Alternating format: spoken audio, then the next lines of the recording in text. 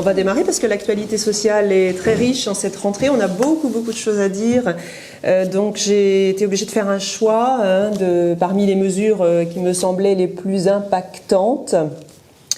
Alors, sans plus attendre, on démarre. L'objectif du webinaire, c'est de vous exposer les mesures sociales principales qui sont issues du loi pouvoir d'achat du 16 août 2022. Donc la loi pouvoir d'achat du 16 août 2022, la loi de finances rectificative pour 2022 du 16 août 2022 également. Alors vous remarquerez que les mois d'août se succèdent et sont toujours très chargés, puisque l'année dernière on avait la loi santé, on a eu la loi climat, cette année on a la loi pouvoir d'achat, la loi de finances rectificative, et à la rentrée on a le projet de loi portant mesures d'urgence sur le marché du travail, qui est encore au stade de projet de loi, mais qui a une mesure phare dont je vais dire un mot, et puis des petits flashs de jurisprudence importantes pour finir. Alors, première mesure, la loi pouvoir d'achat est la plus importante de ces mesures. Eh bien, c'est la loi c'est la prime de partage de valeur qui qui prolonge plus exactement la prime PEPA, prime Macron. Alors, c'est la principale mesure. Il n'y a pas énormément de différence avec la prime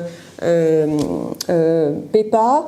Elle est quand même un peu assouplie et on va voir effectivement que le régime des exonérations est modifié. Alors, qui est éligible ? Les employeurs concernés, tout le monde est concerné, les employeurs de droit privé, les établissements publics à caractère administratif et commercial, et également les établissements publics administratifs s'ils emploient du personnel de droit privé, ainsi que les établissements et services d'aide par le travail, c'est-à-dire les ESAT. Donc vraiment, c'est très large.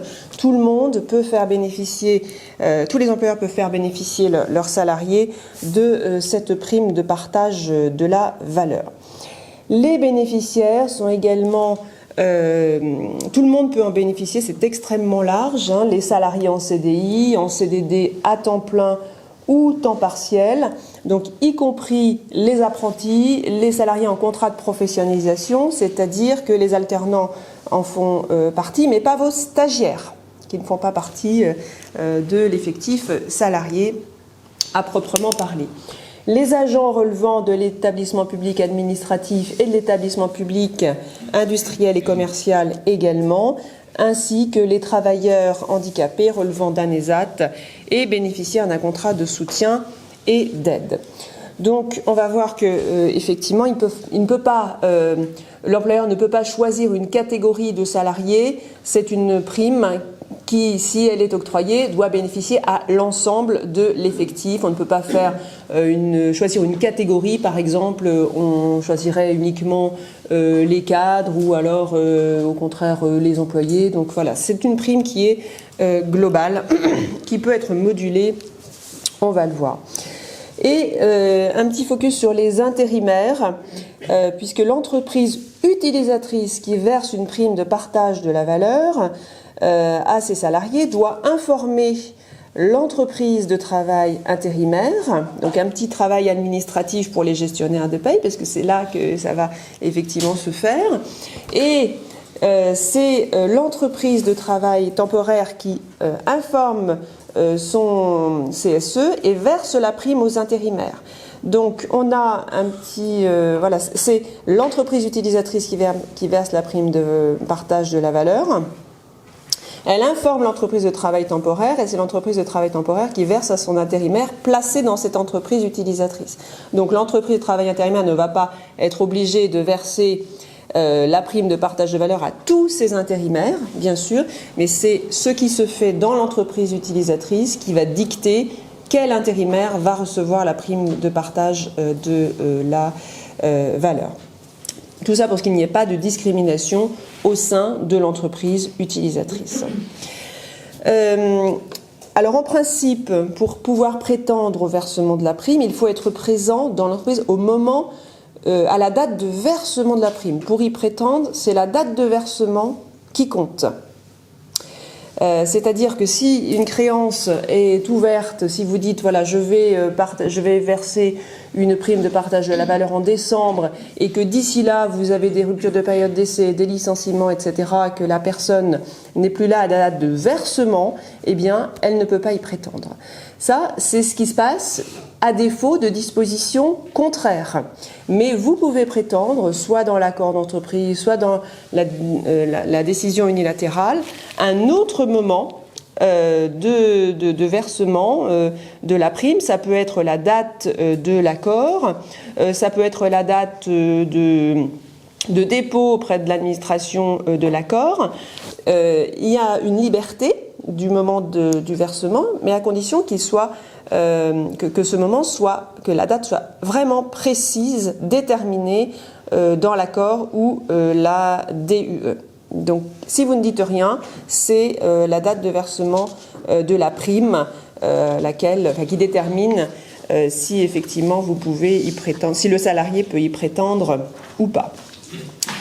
Alors, quelles sont les modalités de mise en place? Alors, rien de nouveau, hein, on est vraiment dans le cadre classique de la négociation collective. Donc, l'employeur a deux possibilités. Soit il choisit l'accord négocié, et ça se passe selon la négociation, les modalités de l'accord collectif classique, comme un accord d'intéressement, c'est-à-dire l'entreprise négocie un accord collectif avec un délégué syndical si vous avez un délégué syndical.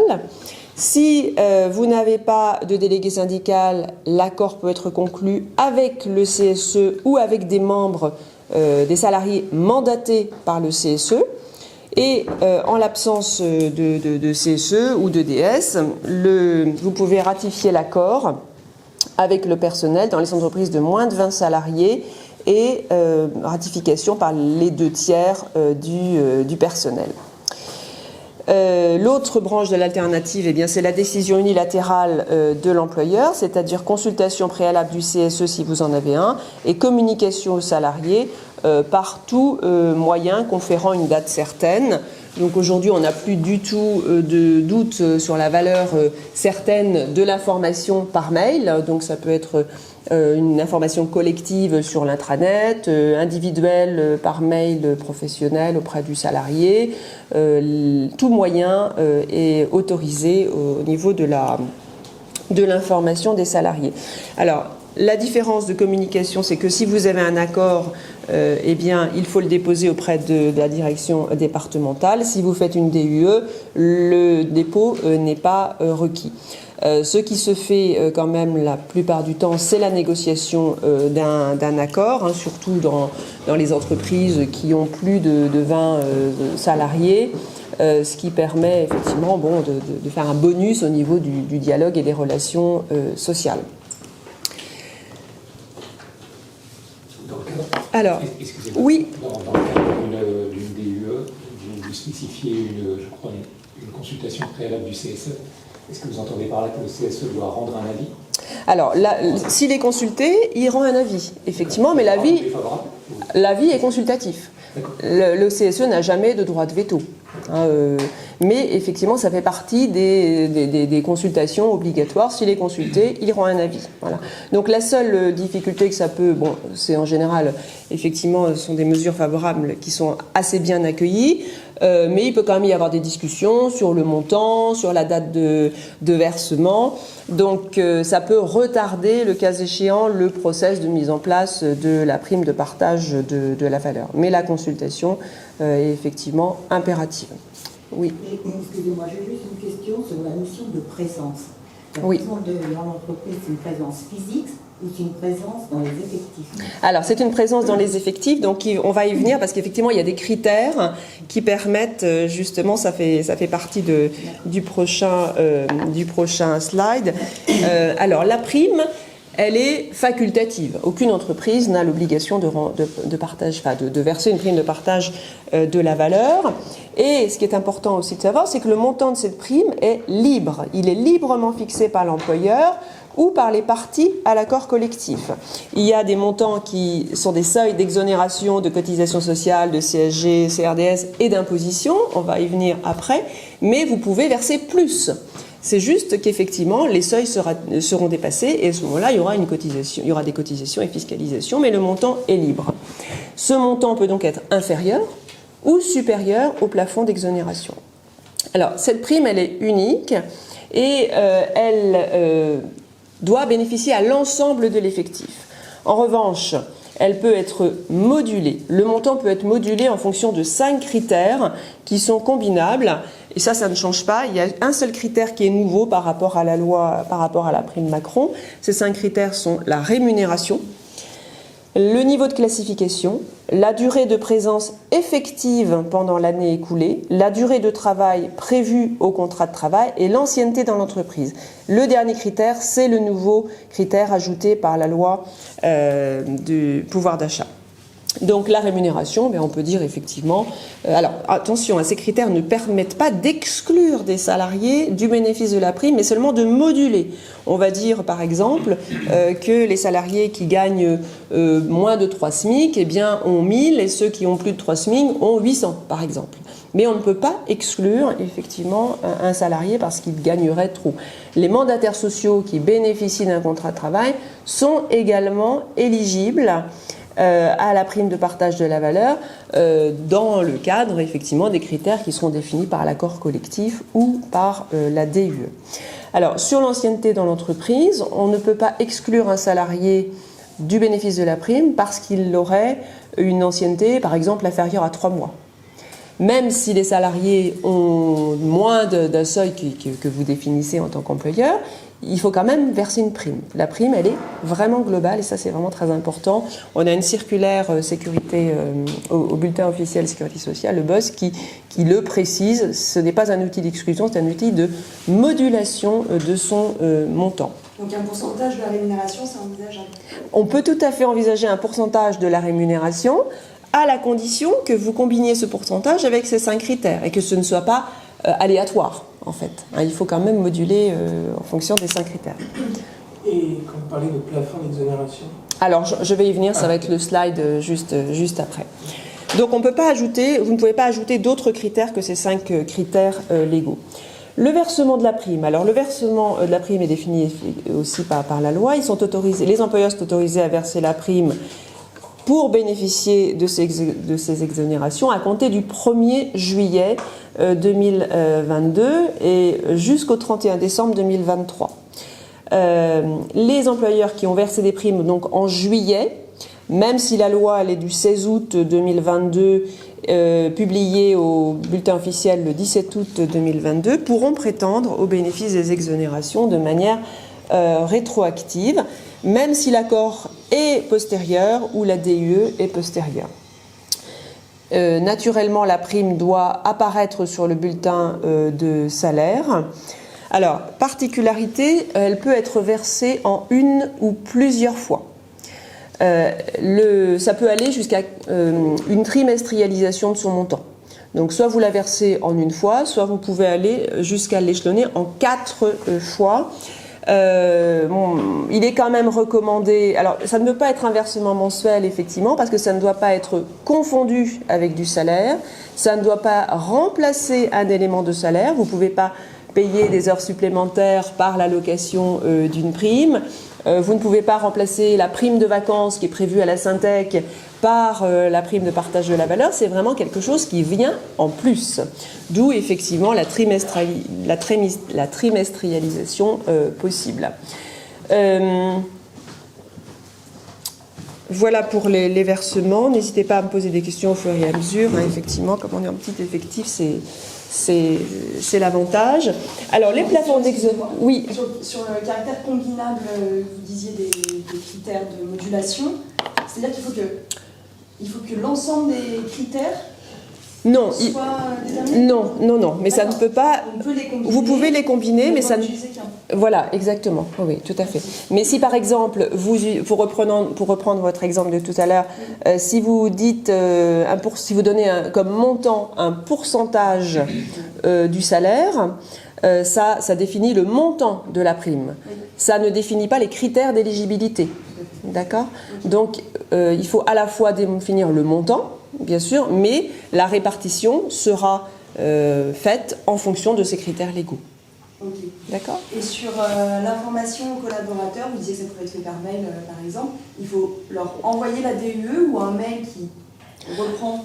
Non, vous n'êtes pas obligé d'envoyer la DUE, vous pouvez faire une lettre, un mail aux salariés pour les informer du versement d'une prime à partir de telle date. Donc si c'est un accord collectif, c'est plus simple puisque la communication se fait via les représentants du personnel.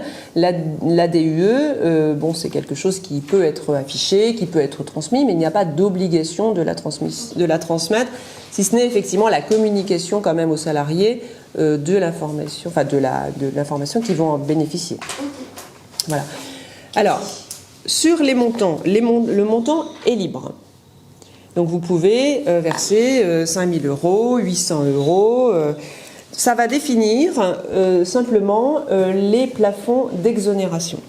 Les plafonds d'exonération de cotisations sociales. Alors il y a une distinction sur le terrain des cotisations sociales et de la CSG-CRDS et de l'impôt sur le revenu, de la fiscalisation. Sur le terrain des cotisations sociales, il y a une exonération jusqu'à 3 000 € par an et par salarié. Ce plafond est porté à 6 000 € par an et par salarié dans 4 hypothèses. Pour les entreprises soumises à l'obligation de mettre en place un accord de participation, pour les entreprises non soumises à l'obligation de mettre en place un accord de participation, mais qui l'ont fait, de même qu'un accord d'intéressement, pour les associations ou les fondations reconnues d'utilité publique et pour les ESAT. Donc pour ces 4 typologies d'employeurs, le montant est porté à 6 000 €, plafond d'exonération. L'exonération de cotisation est présente quelle que soit la rémunération du salarié. Donc il n'y a plus, et ça c'est une nouveauté, effectivement par rapport à la prime Macron, il n'y a plus de notion de inférieur. Alors c'était plus 3 SMIC, j'ai oublié le montant, c'était... Oui, c'est ça, je crois que c'est ça, effectivement. Il y avait un plafond de rémunération du salarié bénéficiaire qui dictait l'exonération de cotisation sociale. Ce plafond disparaît, quelle que soit la rémunération du salarié. Si vous versez une prime qui est dans le plafond de 3 000 ou de 6 000 ou supérieure, mais à hauteur de 3 000 ou de 6 000, il y aura une exonération de cotisation sociale. D'accord ? Donc si vous versez une prime de 5 000 € pour un salarié qui gagne, par exemple le mandataire social qui gagne 8 000 € par mois, donc plus que 3 SMIC, eh bien, il y aura une exonération sur 3 000 et des cotisations sociales sur le surplus. D'accord ? Ça, c'est pour les cotisations sociales.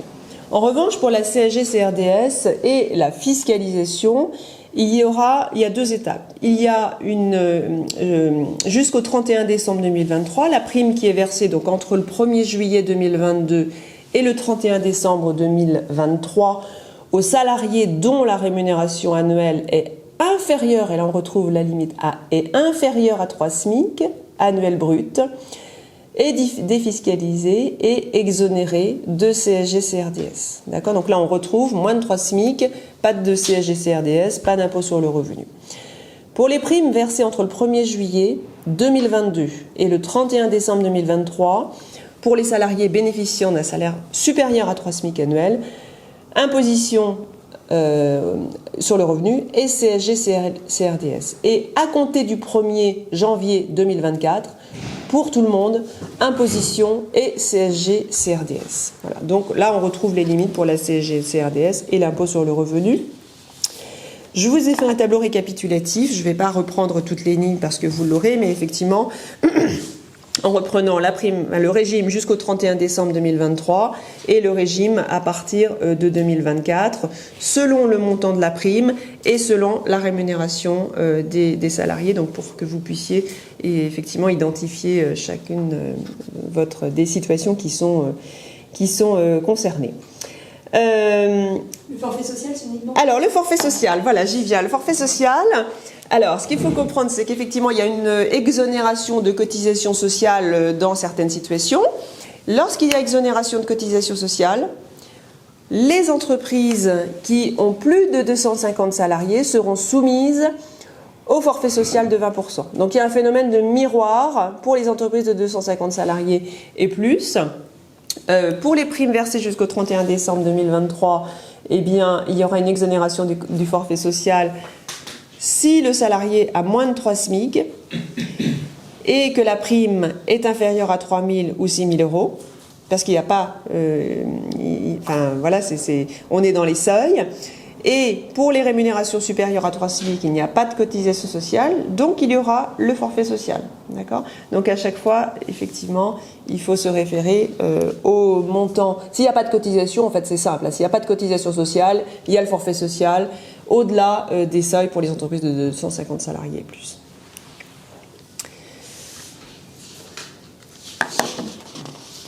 Alors, avez-vous des questions ? Je propose peut-être qu'on fasse des questions au fur et à mesure des sujets. Peut-être. Alors ça, c'est une nouveauté, hein, le forfait social par rapport à la prime Macron, effectivement. Et c'est la même chose que pour l'intéressement et pour la participation. C'est le même régime pour ce forfait social. Avez-vous des questions sur la prime de partage de la valeur ? Alors, ce qu'on recommande, et ce qui est effectivement ce sur quoi insiste la circulaire parue au BOSS, c'est vraiment de respecter l'année civile pour le versement du fait de ces exonérations. Parce que c'est pas interdit, effectivement. Comme vous pouvez échelonner le paiement de la prime tous les trimestres, vous pourriez imaginer de verser une partie en décembre, en octobre 2022 et puis en janvier 2023. Mais comme c'est pas le même exercice civil, vous allez avoir une contrainte de gestion de la paye au niveau des exonérations de CSG, de cotisation sociale. Donc vraiment, la recommandation, c'est de suivre l'exercice civil, même si la loi paraît un peu plus large dans les conditions de versement.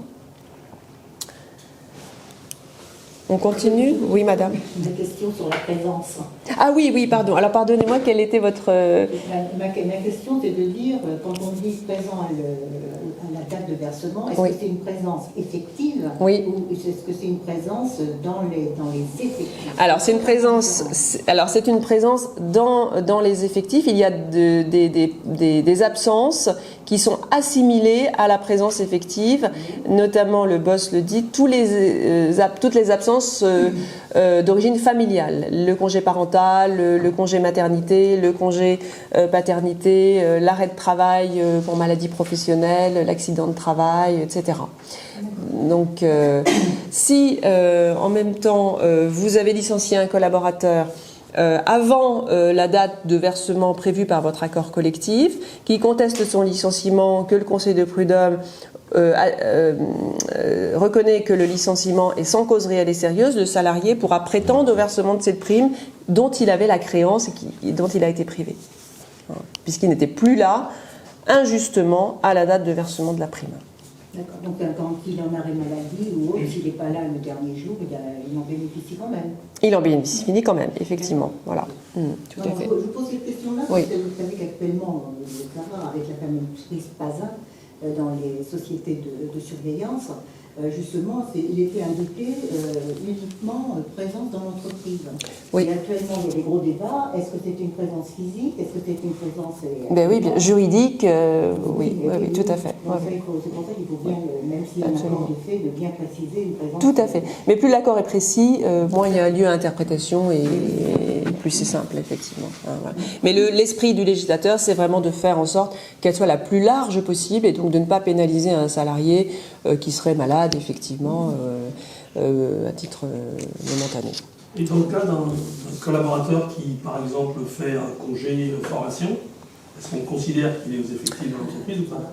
Alors, je ne le pense pas parce le congé formation n'est pas assimilé, si c'est un projet personnel, c'est une formation à titre personnel, et pas dans le cadre du projet professionnel pour l'employeur. Si c'est une formation commandée par l'employeur, je pense que c'est assimilé à du temps de travail effectif. En revanche, s'il est vendeur d'automobile et qu'il fait une formation pâtisserie, je pense que ça n'est pas assimilé à du temps de travail effectif et qu'il n'est pas présent au sens juridique dans l'entreprise. Voilà. Donc il y a quand même un certain nombre de questions pratiques. Il va falloir se poser les questions et la réponse sera finalement une réponse de bon sens la plupart du temps. Quand on n'a pas la réponse juridique écrite noir sur blanc, souvent par assimilation à des situations qui s'en approchent ou des réponses de bon sens. Mais certaines réponses de bon sens arrivent chez nous.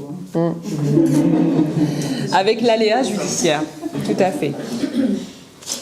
On continue ? Alors, la deuxième mesure de la loi pouvoir d'achat, les deuxièmes mesures concernent l'épargne salariale.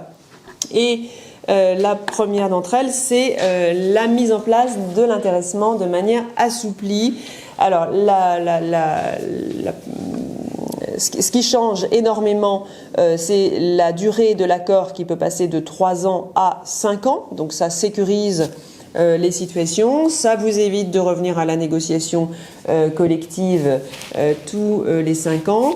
Et toujours sur l'assouplissement de l'intéressement, le renouvellement du dispositif d'intéressement par décision unilatérale sera autorisé, donc ce qui est aussi une mesure d'assouplissement, et la reconduction tacite, qui était autorisée aujourd'hui une fois, est reconduite. Voilà, peut être reconduite à plusieurs reprises. Donc tant qu'il n'y a pas de demande de renégociation, eh bien, ça peut être reconduit tacitement, ce qui est aussi une mesure d'assouplissement de l'intéressement. Alors, sur les modalités de mise en place de l'intéressement, je n'y reviens pas, sauf si vous avez des questions, puisque c'est la même chose que le slide de tout à l'heure où je vous avais effectivement expliqué l'accord collectif ou la décision unilatérale de l'entreprise. Donc, modalité classique selon que vous avez des DS ou que vous n'en avez pas. L'URSSAF va mettre en place un dispositif d'intéressement type. Donc ça, c'est intéressant parce que effectivement, pour les petites entreprises qui n'ont pas de service juridique, bon, ça peut être facilitateur. Et un contrôle, un assouplissement également au niveau du formalisme, puisque jusqu'à présent, vous aviez un premier contrôle de forme de 1 mois pour opérer par l'administration qui s'assurait que la forme, les délais étaient respectés. Puis vous aviez un deuxième contrôle de l'URSSAF de 3 mois et encore un contrôle de 2 mois ouvert à l'URSSAF pour les accords d'intéressement. La loi supprime le premier contrôle formel de 1 mois. Donc on passe directement au contrôle de l'URSSAF de 3 mois puis 2 mois pour l'intéressement, si bien que ça raccourcit effectivement la période d'insécurité. Et si dans la période de 3 mois initiale ouverte à l'URSSAF pour faire des observations, vous n'avez reçu aucune notification de l'URSSAF, eh bien vous pouvez être sécurisé puisqu'elle ne pourra pas revenir après pour vous faire des observations, notamment sur les exonérations des cotisations, etc. Donc un élément de facilitation. Alors la période nouveauté, l'assimilation de la période de présence du congé de paternité et d'accueil de l'enfant est confirmée. Ça c'était une mesure qui était provisoire et c'est confirmé. Autre mesure concernant l'épargne salariale, c'est le déblocage anticipé de l'intéressement et de la participation. Alors ce déblocage est permis, nous dit la loi, pour l'achat de biens ou la prestation de services. Donc l'idée c'est vraiment de relancer le pouvoir d'achat, de faire des investissements. Donc achat d'un bien, on voit bien ce que c'est, une voiture, une maison. La prestation de services, il n'y a pas de précision dans la loi, ni dans les travaux préparatoires, mais on peut imaginer, on a déjà discuté notamment au sein de la NDRH, qu'est-ce que ça peut être une prestation de service ? Ça peut être l'achat d'une formation, ça peut être le financement des études d'un enfant, du salarié, ça peut être un voyage. En revanche, ça ne peut pas être un remboursement de prêt. Vous avez un prêt, le salarié a un prêt à rembourser, il ne peut pas demander le déblocage de sa participation ou de son intéressement pour rembourser son prêt immobilier. Il ne peut pas non plus dire, mes fonds sont mal gérés, je vais les passer chez un autre gestionnaire de patrimoine. Ça n'est pas un cas autorisé de déblocage anticipé. Il faut vraiment un investissement en biens ou en services. En une seule fois, déblocage en une seule fois, jusqu'à 10 000 € net des prélèvements sociaux. Et les sommes débloquées sont exonérées de cotisations sociales et non d'imposables dans les mêmes conditions que celles prévues pour les avoirs disponibles. Donc ça, ce sont les conditions des déblocages anticipés. Ne peuvent pas être débloquées toutefois les sommes investies en 2022, donc depuis le 1er janvier 2022, les droits affectés à un plan d'épargne retraite d'entreprise PERECO ou PERCO, les droits affectés à des fonds investis dans les entreprises solidaires et les abondements unilatéraux par l'employeur et les versements volontaires. Là, on ne parle pas des abondements liés à l'intéressement, mais les abondements supplémentaires, volontaires de l'entreprise qui ne peuvent pas être débloqués. Alors, quelles sont les obligations des employeurs ? Une obligation urgente puisqu'il faut informer les salariés de ces nouveaux cas de déblocage avant le 17 octobre 2022. On est le 13, vous avez encore le temps. Alors, par quel moyen ? Là également, un mail sur à l'ensemble des salariés qui reprend, je ne sais pas si vous l'avez déjà fait. Oui, donc vraiment quelque chose de très, très simple, très générique, l'information de ce nouveau cas de déblocage. Alors, une petite particularité, vous avez deux hypothèses où le cas de déblocage anticipé est soumis à une consultation du CSE, c'est lorsque vous êtes dans des scopes, mais je ne crois pas que quelqu'un soit concerné ici, et lorsque les fonds sont investis dans des actions de l'entreprise. Donc dans ce cas-là, il faut une consultation du CSE. Avant le 17 octobre, ce ne sera pas possible. Néanmoins, vous devez quand même obligatoirement informer avant le 17 octobre que vous allez consulter le CSE sur les cas de déblocage anticipé qui sont ceci, là. D'accord ? La difficulté sur l'information, c'est qu'on est censé, si j'ai bien vu, on est censé informer aussi les salariés qui sont partis de l'entreprise. Oui. Alors là, pour le coup, c'est impossible. Alors, à part le mail, si on a leur mail personnel, si vous avez le mail personnel, l'adresse personnelle, la dernière adresse connue, c'est aussi aux collaborateurs de mettre à jour son dossier. S'il reste des fonds, effectivement, au titre de la participation de l'intéressement. On peut l'envoyer en recommandé éventuellement ? C'est plus prudent, effectivement. C'est plus prudent. Ou alors un mail avec accusé de réception si vous avez l'adresse mail personnelle dans le dossier personnel du salarié qui est parti. Et si le prestataire qui gère notre épargne a fait l'info sur le site, ça alors oui, c'est opposable, effectivement. C'est opposable. D'accord. C'est opposable à la condition que l'employeur en ait été avisé, se soit assuré que c'est bien fait. Ce n'est pas exonératoire si l'employeur s'en est complètement désintéressé. Voilà, donc il faut vraiment une coordination. Si le gestionnaire le fait avec par exemple copie à l'employeur, l'information sera considérée comme faite et opposable au salarié. Vraiment, si le gestionnaire le fait et que l'employeur ne s'en est pas du tout intéressé, le salarié qui aurait raté l'information du gestionnaire pourrait, à mon sens, ça c'est vraiment, c'est pas précis dans la loi, mais on peut imaginer qu'effectivement il pourrait en faire grief à son employeur, de ne pas avoir reçu une information personnelle. Mais les salariés sortis, ça veut dire en fait tous les salariés qui potentiellement ont une épargne, donc ça peut être...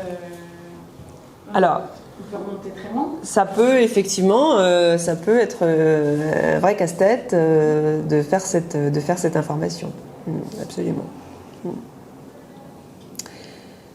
Alors après, en pratique, il y a peut-être aussi des collaborateurs, une fois qu'ils sont partis, qui débloquent leur intéressement en participation, une fois qu'ils sont quittés les effectifs.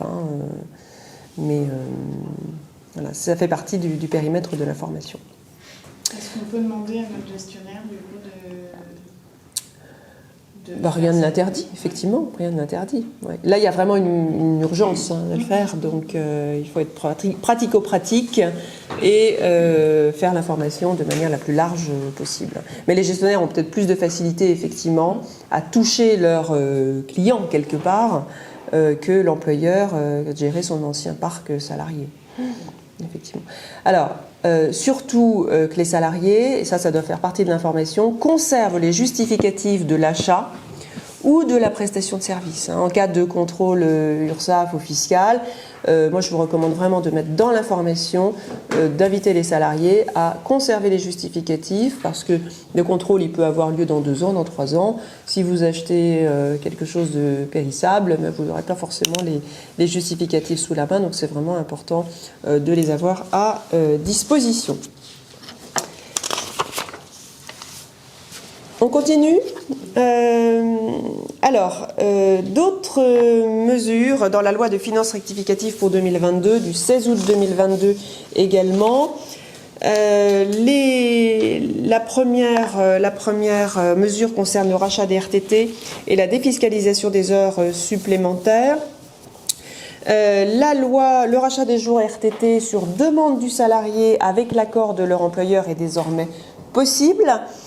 Cette mesure donc permet d'échanger du temps de repos avec un complément de salaire. Cette mesure, elle est possible pour vos salariés qui ont des RTT et qui en font la demande jusqu'au 31 décembre 2025. 3 conditions: l'accord de l'employeur, ça n'est pas obligatoire, bien sûr. Les jours rachetés sont payés au taux majoré et une exonération d'IR dans la limite de 7 500 €. 7 500 €, c'est le plafond de défiscalisation, le nouveau plafond de défiscalisation des heures supplémentaires en 2022. Donc ça concerne toutes les heures qui seront réalisées en 2022. C'est porté de 5 000 à 7 500 €. Est-ce qu'on peut donner l'accord pour un collaborateur et un refus pour un autre? Il faudrait... Ma réponse va être une réponse d'avocat. Il faudrait que votre choix soit dicté par un critère objectif, non discriminant. Hein? Voilà. Après, mais je pense que c'est vraiment la réponse juridique qui s'impose. Hein. Il faut vraiment des critères objectifs. Hein. Si vous le faites pour une catégorie, un salarié, une catégorie de collaborateurs et pas les autres, il faut que vous puissiez justifier objectivement de votre choix. Et chaque collaborateur peut faire sa demande individuellement. Absolument. Oui, après, il faut que le collaborateur le demande. Voilà. Si c'est pas une mesure collective, hein, donc si un seul salarié vous le demande, vous pouvez lui accorder. C'est pas parce que vous l'accordez à un salarié qu'il y aura contagion. Alors il y aura peut-être contagion par le bouche à oreille, mais en tout cas, vous n'aurez pas vous l'obligation de le faire pour l'ensemble de vos collaborateurs. D'accord ? Vous l'avez peut-être dit, il a une date pour demander ou ça peut être n'importe quand dans l'année ? Alors, ça peut être n'importe quand de l'année, effectivement, entre le 1er janvier 2022 et le 31 décembre 2025. D'accord ? Donc, ils peuvent vous le demander le 30 décembre 2025, si d'ici là, il n'y a pas une modification. Hein. En droit social, on est habitué à avoir des lois qui viennent et qui reviennent. Donc, il faut toujours être à jour. Juste... Oui. Quand vous parlez de taux majoré sur les jours rachetés, concrètement, c'est quoi? Jours rachetés au taux majoré? Alors, c'est au taux vous transformez les jours en heures au taux majoré d'heures supplémentaires, en fait. Ah, d'accord. Voilà. Donc, il faut faire le petit calcul par rapport à transformation des jours en heures supplémentaires. Oui, ça veut dire qu'en cas de rupture du contrat de travail, le salarié qui n'a pas consommé l'intégralité de ses jours RTT, il va en demander le paiement, contraignant d'une certaine façon l'employeur à aller lui payer, alors qu'avant on aurait pu dire... oui, ils sont périmés, effectivement, voilà, s'ils ne sont pas consommés, en général 31 décembre, voire tolérant jusqu'au 31 janvier. Exactement, ça peut créer un droit de créance, ça peut ouvrir tout à fait, absolument. Moi j'ai juste une question, là on parle des RTT, pour les forfaits heures, pour les forfaits jours, est-ce qu'il y a une mesure qui... Alors là on parle de, je n'ai pas entendu parler ni dans la loi, ni dans les projets, ni à la NDRH du forfait heure. Voilà. Donc on parle vraiment des jours de l'RTT, il n'y a pas de précision sur le sujet. Mais on attend des circulaires encore, des précisions, donc ça pourrait être ouvert. Après, il n'est pas évident que ce soit le même régime, hein, donc il faut être attentif à ça. Autre mesure concernant les heures supplémentaires, toujours la déduction des cotisations patronales. Donc jusqu'à présent, seuls les employeurs comptant moins de 20 salariés pouvaient bénéficier d'une déduction forfaitaire patronale à hauteur de 1,50 € par heure supplémentaire. Désormais, les entreprises de 20 à moins de 250 salariés entrant dans le champ d'application de la réduction bénéficient d'une déduction forfaitaire des cotisations patronales. Pour les heures effectuées à compter du 1er octobre 2022 seulement, donc c'est pas la même chose, que tout à l'heure c'était 1er juillet, là c'est 1er octobre 2022. Et les jours de repos pour les salariés en forfait jour, c'est écrit noir sur blanc, on ne parle pas du forfait heure non plus, renoncent en partie à une majoration de la rémunération dans la limite de 218 jours travaillés. Donc si vous avez un salarié qui est au forfait jour de 211 jours salariés, il n'est pas concerné, c'est vraiment pour les salariés qui sont au forfait 218 jours. Et le montant forfaitaire, alors un décret est attendu pour les précisions, le montant qui circule, ce serait 0,50 € par heure supplémentaire de déduction de cotisation patronale, donc pour les entreprises de 20 à moins de 250 salariés. D'accord ?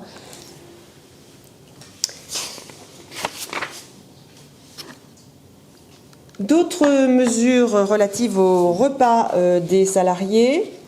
Alors la limite d'exonération est reportée à 5,92 € pour les titres restaurants émis jusqu'au 31 décembre 2022. C'est une mesure provisoire, donc on peut penser qu'elle sera pérennisée, mais pour le moment elle est fixée jusqu'au 31 décembre 2022.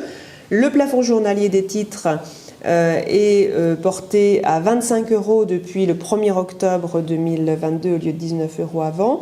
Et jusqu'au 31 décembre 2023, les titres pourront être utilisés pour tout type de produits alimentaires, directement consommables ou pas. Donc là, il y a une tolérance qui est issue de la période de la crise sanitaire qui perdure jusqu'au 31 décembre 2022. Excusez-moi, j'ai lu 23, pardon. J'ai lu hier rapidement qu'il y avait un amendement sur ces 5,92 qui passait à 6,60 ou je ne sais plus combien, avec une grosse augmentation. Est-ce que c'est... Alors, ça serait effectif ? Alors je n'ai pas vu cette information hier, donc c'est vraiment... mais c'est vrai que on est vraiment...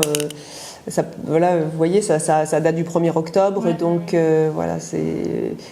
Je pensais que le montant était définitif, puisque la loi de finances, enfin c'est une loi qui est publiée définitive, mais effectivement, comme on attend des décrets, ça peut éventuellement bouger. Effectivement, j'ai pas vu cette information. Effectivement. D'autres mesures sur les forfaits mobilité et frais de transport public. Donc là, ça bouge beaucoup. Vous savez que la prime transport peut être accordée, donc c'est facultatif, les entreprises ne sont pas obligées de l'accorder, mais si l'entreprise l'accorde, elle peut l'accorder à tous les salariés. Jusqu'à présent, elle pouvait n'être payée qu'aux salariés qui étaient contraints de prendre leur automobile pour se rendre à leur travail.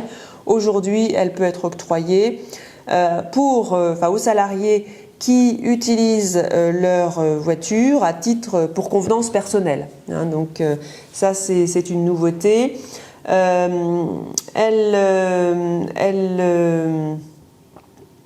Elle peut être définie donc par accord d'entreprise ou décision unilatérale dans les conditions qu'on a vues tout à l'heure, donc classique. Et autre nouveauté, la prise en charge des transports publics. La part de prise en charge par l'employeur peut monter, exonérée de cotisation sociale, passe à 75%. Jusqu'à présent, c'est 50%, 75%. L'entreprise peut prendre 100%, mais l'exonération se fera à hauteur de 75%. D'accord ? Donc ça peut être, tout à l'heure, j'ai entendu quelqu'un qui avait du mal à dire, voilà, comment est-ce qu'on peut attirer des talents, comment est-ce qu'on peut retenir nos salariés. Ça, ce sont des mesures concrètes qui peuvent être des plus pour retenir un candidat plutôt qu'il aille ailleurs, parce qu'effectivement, il faut se saisir de toutes les mesures où il y a des exonérations de cotisations sociales, et vous paierez si vous lui dites, voilà, je paye votre transport 100%, et puis l'employeur paiera sur 25% des cotisations patronales. Ça peut quand même être un plus, effectivement. Il y a des cotisations patronales sur les 25%? Pour les cotisations sociales, pardon, sera qualifié comme un avantage en nature. Exactement. Voilà. La prime mobilité et la prime de transport, donc là c'est cumulable. La prime de mobilité, c'est pour ceux qui utilisent leur vélo, par exemple. La limite passe à 700 €, c'était 500, on passe à 700, donc 400 € pour les frais de carburant. et le forfait mobilité et les frais de transport public sont cumulables, c'est-à-dire que vous pourrez en faire bénéficier les salariés qui utilisent à la fois leur vélo ou leur voiture prime de transport et les frais de transport public. Donc si vous avez un collaborateur qui prend sa voiture pour aller au RER et puis qui prend son RER pour venir à son lieu de travail, eh bien l'ensemble de ces aides pourront être cumulées et la limite d'exonération, la forfait mobilité et frais de transport public passe à 800 € contre 600 € aujourd'hui. Donc on a vraiment les seuils sont relevés. Des questions sur ces mesures je ne sais pas où on en est, Vanessa, j'ai pas suivi. Il est 10h, alors on va aller très vite sur le projet de loi portant mesures d'urgence sur le marché du travail. J'ai retenu une seule mesure, il y en a d'autres. Vous les verrez notamment sur le CDD unique pour remplacer plusieurs salariés absents ou les élections professionnelles, les mandataires sociaux, dirigeants d'entreprise qui ont un contrat de travail deviennent électeurs au CSE. La mesure dont j'ai choisi de vous parler, c'était le fameux abandon de poste. Qui révolutionne 30 ans de jurisprudence de la Chambre sociale de la Cour de cassation, puisque au terme de ce projet de loi, effectivement, le salarié qui abandonne son poste serait présumé démissionnaire. C'est une révolution. Il faudra quand même avoir mis je vous ai mis le nouvel article L1237-11 qui est passé en première lecture à l'Assemblée nationale mardi. Donc ça peut bouger, il peut être supprimé, il peut être changé, mais en l'état, il est comme il est ainsi. Donc l'employeur devra faire une mise en demeure. Moi, je pense qu'il faut quand même en faire 2. Et le salarié aura la possibilité, s'il conteste, de saisir le conseil du prud'homme qui devra statuer dans 1 mois. Les conseils de prud'homme sont incapables de tenir ces délais. Ils n'ont pas les moyens de le faire, puisqu'aujourd'hui, on a déjà des cas d'ouverture voilà, c'est pas possible. Donc on en entend à suivre, mesures à suivre, hein, puisque effectivement aujourd'hui on avait quand même pas mal de montages dans les ruptures, dans les accords négociés, d'abandon de poste, avec un licenciement pour faute grave et puis une transaction ou un PV de conciliation homologué par le conseil de prud'homme, ce qui fait que le salarié licencié sur cette base-là bénéficiait des indemnités de chômage et de l'indemnité transactionnelle avec exonération ou PV de conciliation sans délai de carence Pôle emploi. Donc ça remet quand même en cause pas mal de choses, effectivement. Alors, que faire si vous avez un salarié qui fait des absences injustifiées? Il ne faut surtout pas confondre l'abandon de poste et les absences injustifiées perlées. Si vous avez un collaborateur qui revient un jour de temps en temps puis qui repart et qui revient, surtout ne vous aventurez pas sur la démission présumée, c'est le contentieux assuré. Partez plutôt sur un licenciement disciplinaire pour absence injustifiée classiquement. Le salarié bénéficiera de ces indemnités Pôle emploi et je pense que c'est ça qui va se passer. En fait, pour les vrais abandons de poste, il n'y en aura plus. Il y aura une présence de temps en temps pour pouvoir bénéficier du Pôle emploi. Des questions sur ceci? Moi, j'ai juste une réponse, ça nous va bien. Comment? Je dis pour nous, au prud'homme, c'est bien ça quand même, parce que souvent de fois, les abandons de poste, on avait du mal à les faire amener quand même. Oui, mais là, vous êtes sûr, Madame le conseiller, d'avoir des salariés qui auront vraiment abandonné leur poste et puis qui contesteront en disant j'ai abandonné mon poste parce que je suis harcelé par mon manager. Hein, donc, je contourne Macron. Voilà, c'est le nid à contentieux assuré. Voilà. Alors j'avais prévu de parler de flash jurisprudence, mais je ne suis pas sûre qu'on ait le temps. 5 minutes peut-être, on se donne quelques instants. Mais vous aurez les supports, donc...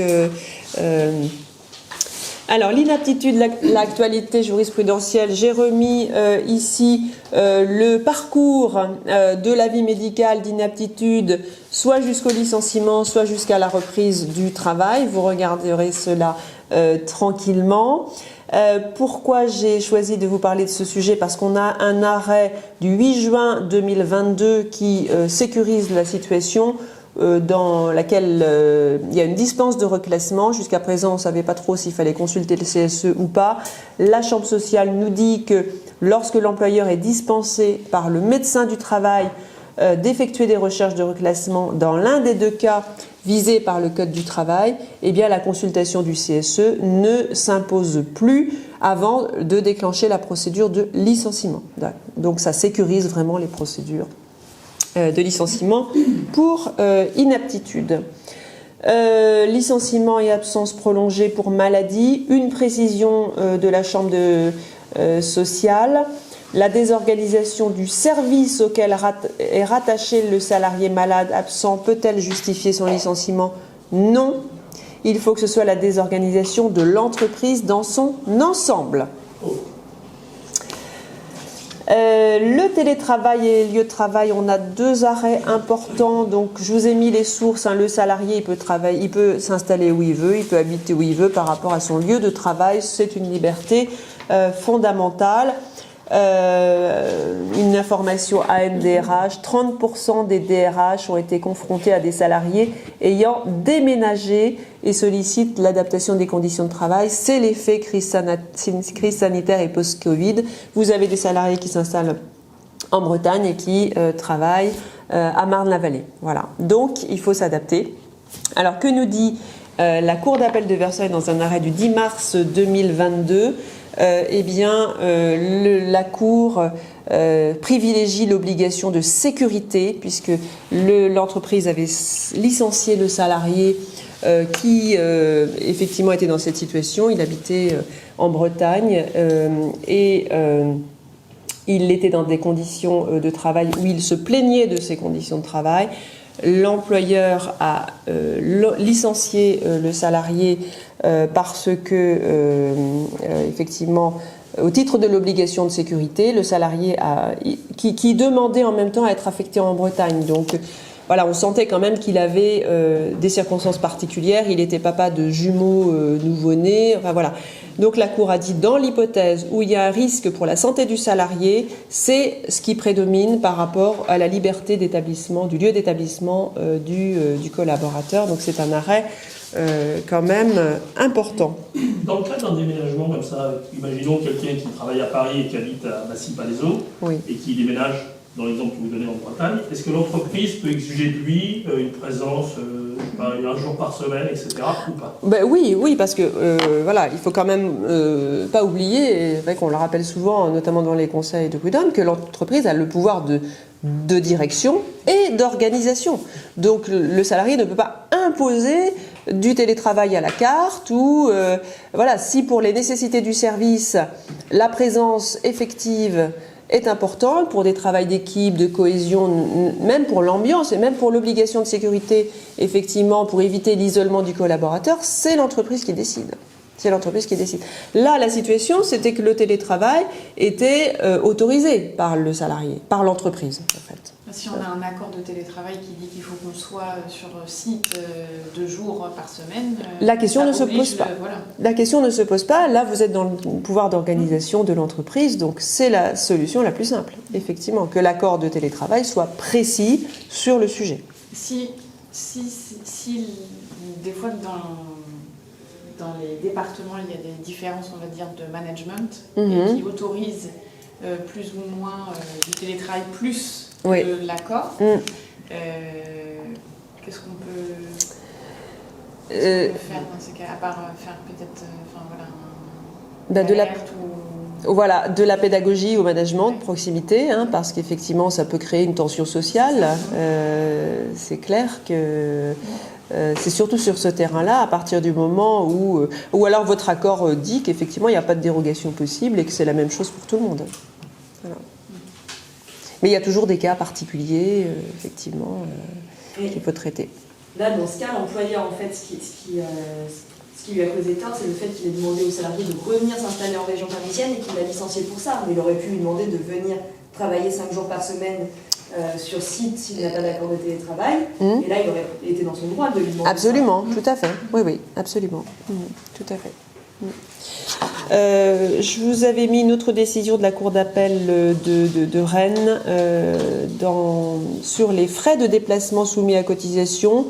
les frais correspondant à un trajet entre le domicile du salarié et le lieu de travail habituel ne font pas partie des frais professionnels et donc sont soumis à cotisation. C'est un peu dans le même contexte. On avait un collaborateur qui s'était installé à Aix-en-Provence et qui travaillait aussi en Bretagne. La Bretagne avait vraiment le vent en poupe pendant le confinement, j'ai l'impression. Donc voilà, la Cour d'appel de Rennes a statué sur le sujet. Le salarié à temps partiel ne peut pas effectuer autant d'heures qu'un salarié à temps plein, nous dit la Chambre sociale. Les heures supplémentaires d'un salarié en forfait jour, ça c'est classique, mais la jurisprudence, vous l'avez peut-être constaté, de la Chambre sociale concernant les forfaits jours est de plus en plus stricte. Donc rappel 21 septembre 2022. Pas d'heures supplémentaires payées, sauf si le salarié effectivement démontre, et c'est assez aisé, que la convention forfait jour lui est inopposable parce que l'entreprise n'a pas mis en place les entretiens annuels de contrôle de la charge de travail, n'a pas mis en place les outils dans l'entreprise pour s'assurer du respect des congés minimaux quotidiens, des repos hebdomadaires et quotidiens. Donc dans ce cas-là, la convention forfait jour tombe et là on retombe sur la preuve en heures supplémentaires, si le salarié rapporte des éléments qui démontrent qu'il a fait des heures supplémentaires et que l'entreprise n'est pas en mesure de démontrer quels horaires effectivement il a fait, eh bien les heures supplémentaires sont dues. Donc gros travail, gros contentieux sur le sujet. Un règlement intérieur qui n'aurait pas été soumis à l'avis du CSE n'est pas nul, mais son effet est suspendu pendant le temps de la régularisation de la consultation du CSE. Un arrêt intéressant sur la discrimination. Un employeur peut faire une différence de salaire selon qu'un salarié a un diplôme ou ne l'a pas, uniquement s'il démontre que la détention de ce diplôme donne au salarié des compétences particulières qui justifient, c'est la compétence particulière qui justifie la différence de salaire, et non pas la détention du diplôme. Et voilà. Alors on pourrait en parler toute la journée parce que c'est vrai que c'est très dense, il faut faire des choix. Je suis à votre disposition si vous avez des questions maintenant ou après. Je vous ai mis mon adresse email. Alors non, il n'y a pas mon adresse mail. Par rapport à quelqu'un qui est en contrat habitant par exemple, et il est dit là, vous nous expliquez qu'il ne peut pas avoir un niveau d'heure hebdomadaire, mensuel ou annuel égal à quelqu'un qui est à temps plein, c'est bien ça? Oui. Et ma question, c'est est-ce que ponctuellement l'entreprise peut lui demander de dire écoutez, cette semaine, tu as 22 heures, mais je vais t'en demander d'en faire 35, ou est-ce que c'est juste pas envisageable? C'est pas envisageable parce que, sauf si vous avez un accord de modulation du temps de travail ou un temps de travail annualisé. Voilà, donc il faut un accord collectif qui encadre la possibilité de faire en fait des variations de la durée du travail. Voilà. Merci pour votre écoute. Merci.